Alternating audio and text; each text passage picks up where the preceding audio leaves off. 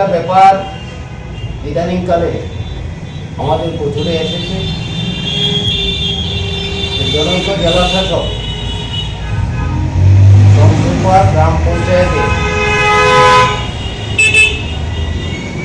বড়ইতল ভায়া সংরক্ষণ যাওয়ার যে রাস্তাটা, সেখানে ফরেস্ট ডিপার্টমেন্টের জায়গার উপর একটি ডাম্পিং স্টেশন করার জন্য 20 লক্ষ টাকা বরাদ্দ করেছেন। সরকার টাকা বরাদ্দ করতেই পারে, তার মধ্যে তো কোনো লুকোচুরি থাকার কথা নয়। দ্বিতীয়ত কথা, ফরেস্ট ল্যান্ডের উপর যদি কোনো কাজ যদি করতে হয়, একটা নৈতিক দায়িত্ব সে জেলা শাসক হোক, বিভিন্ন ডিপার্টমেন্ট হোক, ফরেস্ট ডিপার্টমেন্টের কাছে পারমিশন নিয়েই কিন্তু ওখানে কাজটা করতে হবে। আমরা যতটুকু জানি, ফরেস্ট ডিপার্টমেন্টের তরফ থেকে কোনো পারমিশন তাদেরকে দেওয়া হয়নি, এবং সেই জায়গাতে ফরেস্টাররা এখানে ভিজিট করে এসেছেন।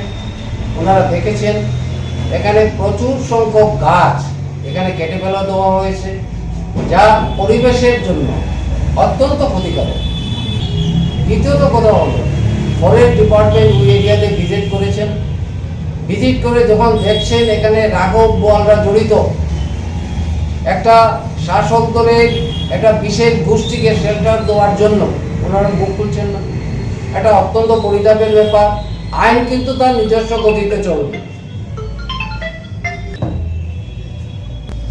সেই আইনের ঊর্ধ্বে কিন্তু আমরা কেউ নয়। সেখানে ডাম্পিং স্টেশন করার জন্য একটা যথোপযুক্ত জায়গা সিলেকশন হয়েছে বলে আমি মনে করি না। ডাম্পিং স্টেশন নিয়ে বহুত লড়াই আমরা বিরোধিতা করেছি। সোনামুখে তো একটা ডাম্পিং স্টেশন হয়েছে, এরপরেও ওই জায়গায় আবার দ্বিতীয়বার ফরেস্ট ল্যান্ডের উপর সমস্ত গাছ কেটে ফেলে ডাম্পিং স্টেশন তৈরি করার কোনো প্রয়োজনীয়তা আছে বলে আমি অন্তত মনে করি না। এটা আমি তীব্র ভাষায় তার প্রতিবাদ জানাই, আমি তার ধিক্কার জানাই। সরকারি টাকাকে নয়ছয় করার জন্য এই উদ্যোগটা নেওয়া হয়েছে। আমি আজকে আমাদের কংগ্রেস দলের একটা প্রতিনিধি দল এখানে আমরা গিয়েছি, আমরা পরিদর্শন করে দেখেছি যে এই জায়গাটা কোনো অবস্থায় সুইটেবল না। কী কারণে, কি হেতু এখানে ফরেস্টের যে প্ল্যান্টেশনগুলো ছিল, গাছগুলো ছিল, সেটাকে কেটে ফেলে দেওয়া হয়েছে। আমি তার উচ্চ পর্যায়ে তদন্ত দাবি করি। আবেদন থাকবে যেটা উচ্চ পর্যায়ে তদন্ত করা হোক।